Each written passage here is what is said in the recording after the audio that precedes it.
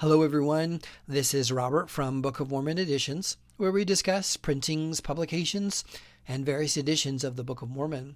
So they say you can't judge a book by its cover, or at least maybe you shouldn't. However, I'll let you be the judge of that as we review our next volume of the Book of Mormon here today. This is titled Covenant of Christ, with a subtitle listed as a modern English version of the Book of Mormon.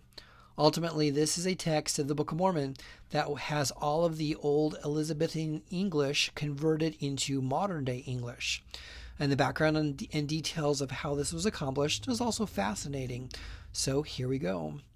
So the introduction makes the case that when the Book of Mormon was brought forth by Joseph Smith, the readers of the time knew scriptures as King James style Old English. So the Book of Mormon was produced back then to adapt to an audience who was familiar with the old style writing in order to validate the message of the gospel. And with that same thought, the readers of the Book of Mormon in modern age have a different perspective, and in order to get the message of the gospel across to today's style readers, this volume makes the claim to cause the message to be functional in modern times. So the whole text of the volume is in modern English. For example, the first Nephi verse starts as, quote, I, Nephi, was born to excellent parents. As a consequence, my father taught me in all his knowledge. I've experienced many hardships during my life, while at the same time I've been greatly blessed by the Lord. I gained great understandings of God's goodness and mysteries. Therefore, I'm making a record of the important events in my life. End quote. It continues on like this through the whole volume, which is understandable, as sometimes the Old English of the 1830s might be cumbersome, and this volume attempts to portray the message in modern-day terms.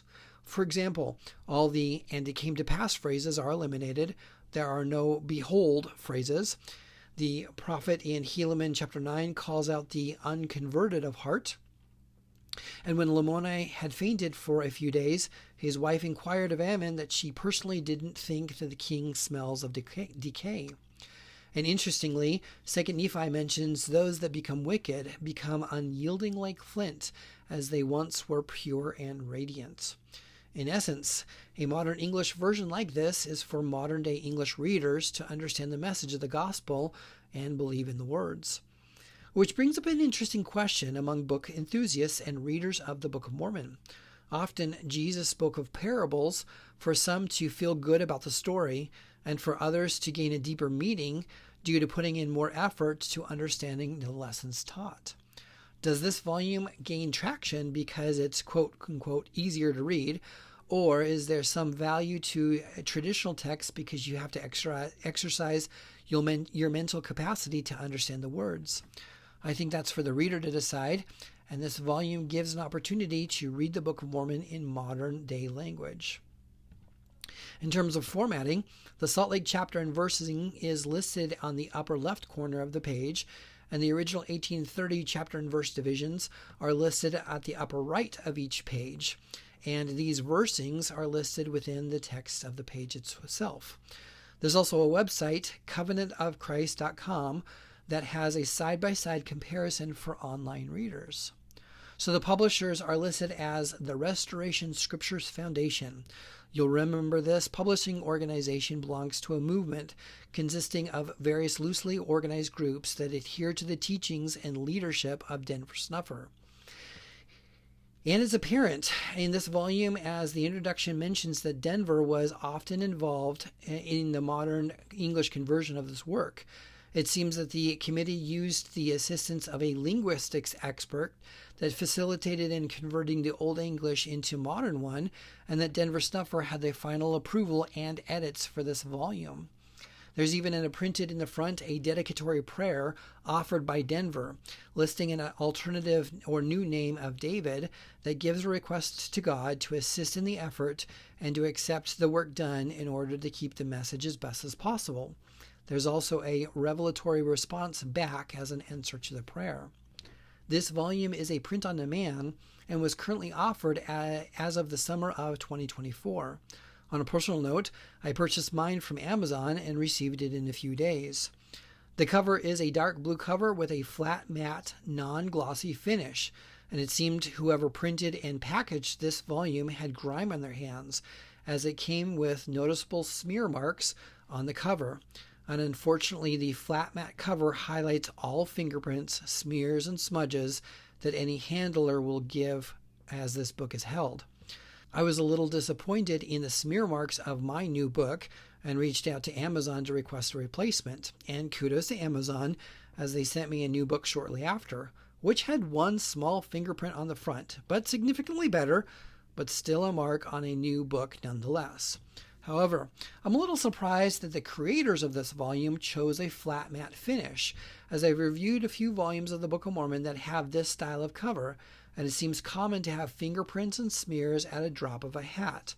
So any authors or publishers out there, I've tried to be impartial on printing, but I highly recommend not publishing with a flat matte cover, as there's a heartache with each fingerprint that gets immortalized when handled. However, despite this, the cover is in a dark blue theme with a title on the front. There's a background with a tree of life with steps coming up to it, and this is encompassed by a set of pillars with an arch. The arch has a keystone with an alpha and omega characters and a medieval cross style symbol. Towards the spine and wrapping around to the back is a set of olive branches with olive fruit showcased. I've been told all of these images on the cover are symbolic, and it makes for an interesting conversation. Also, on an interesting note, the first volume I received was printed in South Carolina and has significantly dark ink saturation compared to the second volume received that had a lighter color scheme, which was printed in Illinois. The second lighter color, therefore, had a better able to showcase the imagery of the stairs, the arch, and olive branches. So tell me what you think in the comments down below. Do smears on a cover detract from the images it attempts to portray? And in that same light, does the source of the volume affect the message it contains? Can a text from 1830 that originally used Old English to convey a message be effective when it's converted into a modern English? I expect Moroni's promise is still there, as the reader can absorb the words and pray to seek guidance on its truthfulness. And I'll always be an advocate that the message of the Book of Mormon is far more important than the vessel it's delivered in. So thanks for spending some time with me regarding the Covenant of Christ, a modern English version of the Book of Mormon, a print-on-demand volume found at most bookstore websites and available for modern English readers. And if you have a unique or special volume of the Book of Mormon that you'd like reviewed here, please contact me at bomeditions@gmail.com. Best wishes, everyone.